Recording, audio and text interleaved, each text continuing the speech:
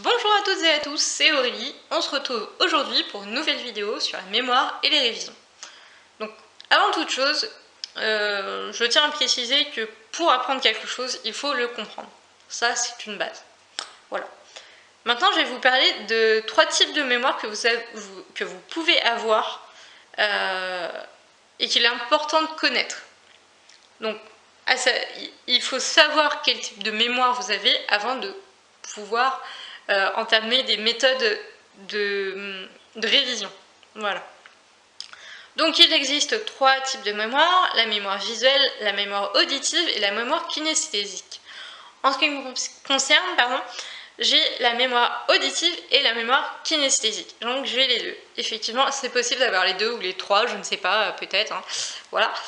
Mais en tout cas, moi j'en ai 2. Voilà. Donc la mémoire visuelle, c'est surtout...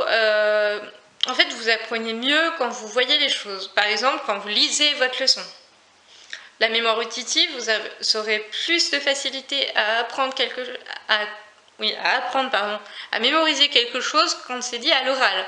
Par exemple, vous serez un as, je sais pas, comment s'appelle l'émission déjà? Ah oui, n'oubliez pas les paroles. Voilà, vous serez un as là-dedans, parce que en fait, votre cerveau enregistre tout ce qui est audio. Voilà. La mémoire kinesthésique, c'est un peu plus complexe, c'est-à-dire qu'on va avoir une mémoire, on va réussir à mémoriser, à apprendre en faisant, en expérimentant, en faisant des gestes, en faisant pas mal de choses comme ça, vraiment en expérimentant quoi, en expérimentant, en faisant les choses le plus possible. Voilà. Je vous respecte, hein, je suis avec mon smartphone juste parce que j'ai des petites notes. Voilà. Donc je voulais vous donner des conseils un peu généraux que vous pouvez faire avec chacune des mémoires, peu importe votre mémoire en fait. Par exemple, pour réviser, ce que vous pouvez faire, c'est déjà ne pas s'y prendre trop tard. Hein. Bon, bien que pour certains, effectivement, l'adrénaline peut faire beaucoup de miracles. Je vous conseille également de regarder des vidéos sur des sujets que vous avez vus en cours. Ça vous permettra comme ça éventuellement de donner des ressources autres que vos cours lors de vos examens. Ce que vous pouvez faire aussi, c'est faire des exercices de votre manuel que vous n'avez jamais fait et éventuellement vous mettre avec quelqu'un qui est meilleur que vous, voilà, dans cette matière éventuellement. Et donc, comme ça, ça vous permettra de voir si vous êtes, quelles erreurs vous avez faites ou pas, ou quels sont vos points forts. Voilà. Ensuite, ce que je vous conseillerais aussi de faire, c'est d'essayer d'enseigner, d'expliquer à quelqu'un ce qu'il doit faire. Enfin, d'essayer de faire comprendre à quelqu'un le cours en fait. Et ça, c'est vraiment très enrichissant. Moi, personnellement, je l'ai fait énormément de fois et du coup, ça m'a permis comme ça de me dire, bon, voilà, là au moins c'est clair pour moi. Ou alors, ça me permet de mieux comprendre. En ce qui me concerne maintenant, les révisions spécifiques à chaque mémoire, à chaque type de mémoire. Pour ceux qui vont avoir une mémoire visuelle, je leur conseille de vraiment, si vous avez une mémoire visuelle, je vous conseille de faire des fiches de révision avec des couleurs, stabiloter, tout ça, les mots importants. Éventuellement, si vous le faites avec un ordinateur, mettez les choses importantes en gras, par exemple. Comme ça vous permettra de les visualiser tout de suite. Enfin, moi, étant dyslexique, par exemple, c'est ce que... je repère mieux les mots, j'apprends mieux les mots identifiés en gras, plutôt que les mots qui sont...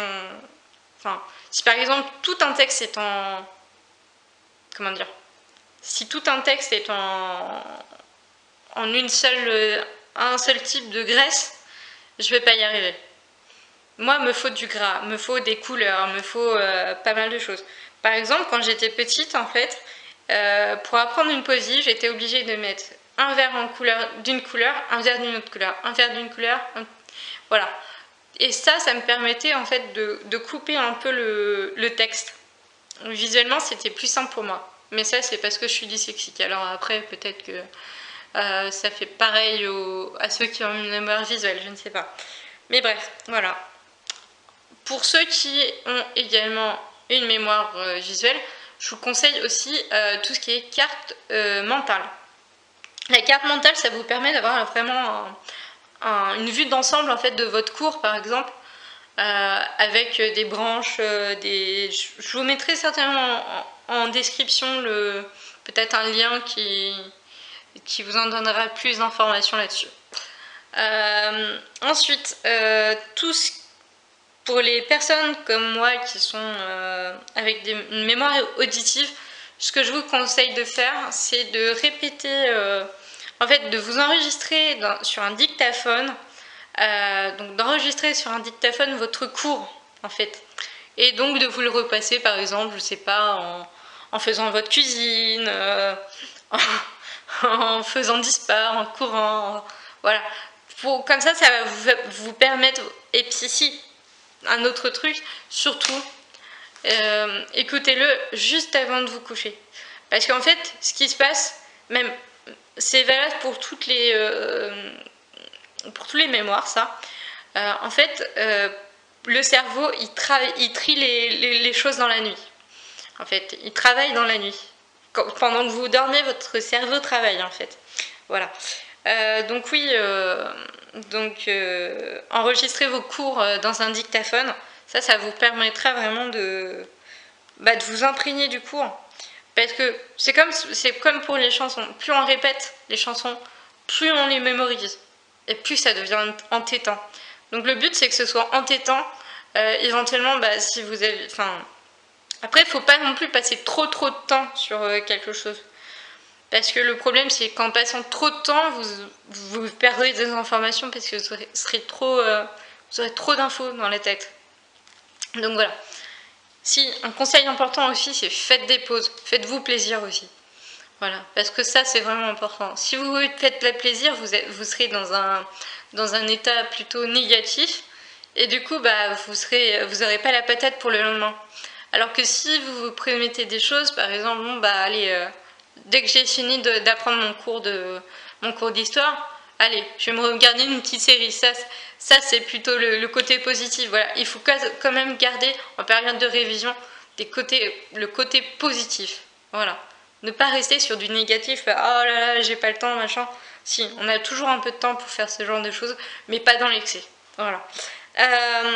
Moi, ce que je fais aussi, ce que je faisais du coup, c'était aussi apprendre en chantant. Ça me permettait aussi d'avoir une musique dans la tête et donc d'associer une musique à un cours en fait. Voilà. Vous pouvez réciter très bien, réciter vos leçons sous la douche. C'est génial. Voilà. Hein. Vous me prendrez peut-être pour une folle, mais je l'ai déjà fait. Voilà. Pour tous ceux qui ont une mémoire kinesthésique, je vous conseille d'apprendre, notamment d'apprendre en marchant. Donc vous répétez, voilà. Vous répétez votre cours en marchant. Et ça, la parole, à la fois la parole et le fait de marcher, ça va vous permettre de marcher ou de courir, hein, comme vous voulez. De faire des gestes aussi en parlant. Moi, je parle beaucoup avec les gestes. Hein. Ça, après, c'est parce que je suis dysphasique. Mais voilà. Moi, c'est vrai que les gestes m'aident énormément. Si je fais pas des gestes, j'ai du mal à avoir la parole. Donc ça peut être chiant, effectivement, pas de me voir tout le temps en train de faire des gestes comme ça. Mais voilà, j'ai pas le choix. C'est la fin de cette vidéo, j'espère qu'elle vous sera utile et je vous dis à bientôt.